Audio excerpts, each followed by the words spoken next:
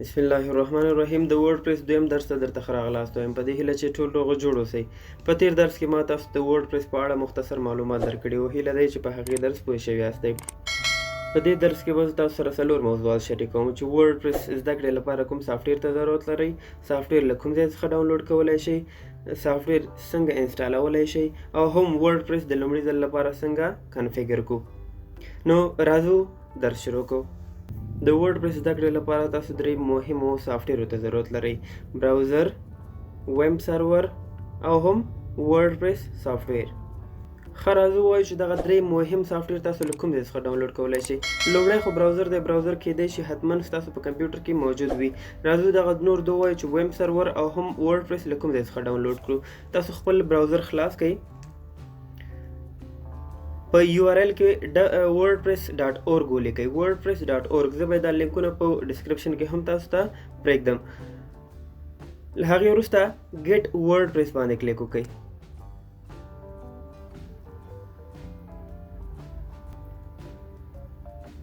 ښه، لاندې راشئ.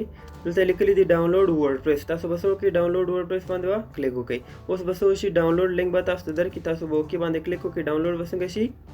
شروع به شي. ښه، د ورډپریس د ډاونلوډ کولو څخه وروسته تاسو ویب سرور ته ضرورت لرئ. تاسو به څه وکړئ؟ دغه لینک به تاسو ته په ډسکرپشن کې پرېږدم. تاسو به له دې څخه څه وکړئ؟ دا ویب سرور ډاونلوډ کړئ. ښه، نو دا سافټویر له مخکې ما ځان سره ډاونلوډ کړی دی. زه راځم تاسو د انسټالولو طریقه ښیم. څخه وروسته تاسو به په ویب سرور باندې کلیک وکړئ. دا به تاسو یس کړئ. د هغې وروسته تاسو نه دلته لینګویج غواړئ. تاسو به انګلیسي پرېږدئ. اوکې کړئ. دا به اکسپټ کړئ. نیکسټ نیکسټ.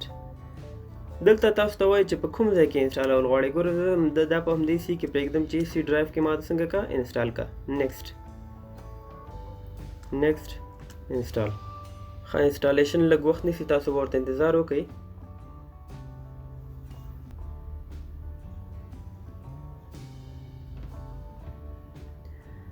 ښه، ویب سرور اوس ما سره انسټال شو. اوس ما ته وایي چې کوم براوزر انتخابول غواړئ. کله چې تاسو اوپن کوئ نوی ډیټابیس جوړوئ، یعنې کوم براوزر کې خلاص شي. زه ورته وایم چې انټرنیټ ایکسپلورر کې د نه خلاصېږي، بلکې زه ورته ګوګل کروم انتخابوم. تاسو کولی شئ چې همدغه د بای ډیفالټ چې کوم براوزر ورته انتخاب دی دا هم پرېږدئ.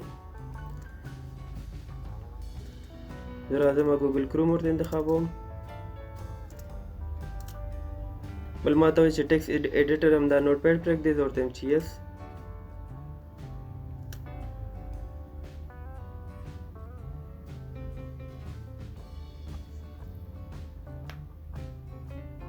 ښه، دا به تاسو نیکسټ کوئ او فینش.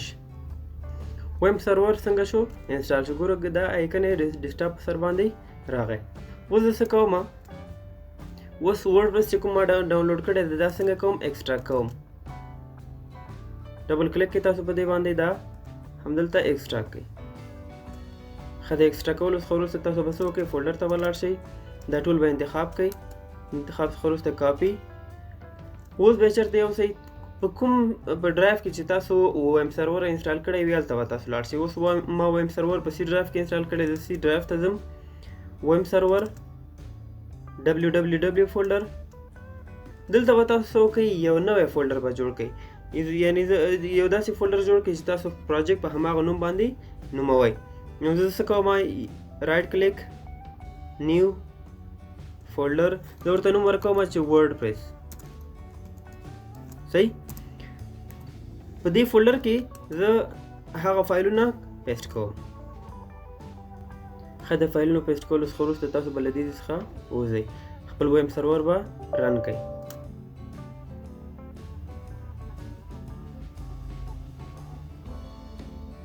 ښه، د ویب سرور د رن کولو څخه وروسته تاسو به څه وکړئ؟ په دې ټاسک بار کې په دې شین آیکن باندې به کلیک وکړئ. د کلیک کولو څخه وروسته PHP مای اډمین ته راشئ.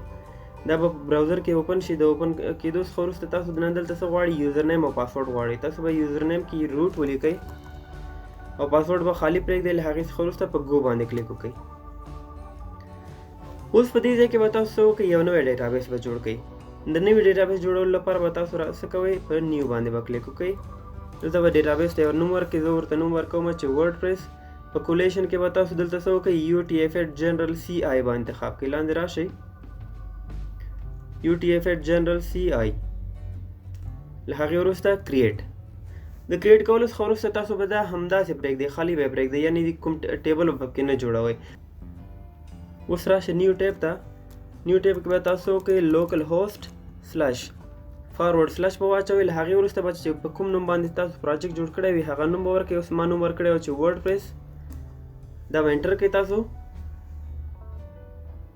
ښه په دې کې تاسو نه د WordPress کنفیګریشن غواړئ په کنفیګریشن کې لومړی د ژبې انتخابول د ژبه تیاره انګلیسي انتخاب د تاسو به داسې وکړئ کنټینیو باندې به کلیک وکړئ ښه په دې صفحه کې تاسو ته وایي چې دلته 4-5 هغه مهم څیزونه دي چې تاسو په یاد وي نو راځو څه کوو لیټس ګو باندې کلیک په دې کې تاسو نه د ډیټابیس نوم غواړئ ډیټابیس تاسو په کوم نوم باندې کریټ کړی او دلته د ګوره WordPress په نوم باندې ما ډیټابیس کریټ کړی نو تاسو به څه وکړئ WordPress نوم به دلته ورکړئ له هغې وروسته تاسو نه یوزر نیم غواړئ یوزر نیم ما تاسو ته ویلي چې یوزر نیم زموږ څه ده روټ پاسورډ کې به تاسو څه وکړئ پاسورډ به همداسې خالي پرېږدئ له هغې وروسته ډیټابیس هوسټ موږ سره لوکل هوسټ دی یعنې په خپل کمپیوټر کې موږ انسټال کړی ده موږ دا همداسې پرېږدو او بل ضروري خبره ټیبل پریفکس یعنی کله چې دا کنفیګریشن وشي WordPress په خپله په ډیټابیس کې ټیبل جوړوي یعنی دا د هر یو ټیبل به دا څنګه څه شی وي هغه پریفکس به وي ښه د دې فورمې د راکولو وروسته تاسو به څه وکړئ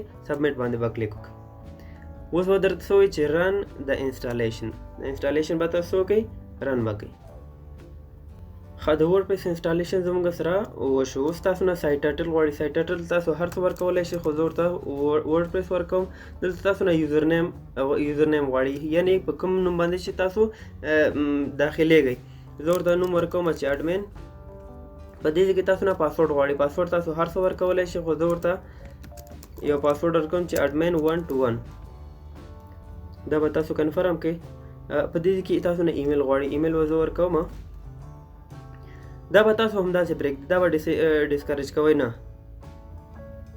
په آخر کې انسټال WordPress باندې به کلیک وکړئ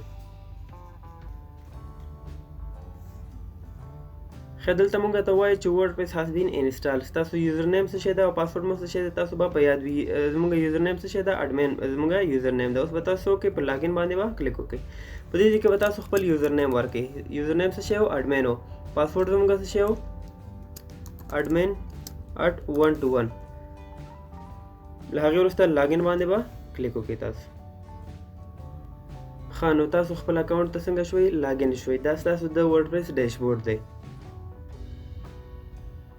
د نن ورځې لپاره همدومره بس دی انشاءالله سبا به موږ خپل درس مخکې وړو په دې هیله چې په د نن ورځې په درس باندې پوه شوي یاستئ ښه وخت ولرئ خوشحاله اوسئ الله مو مل شه بریالي اوسئ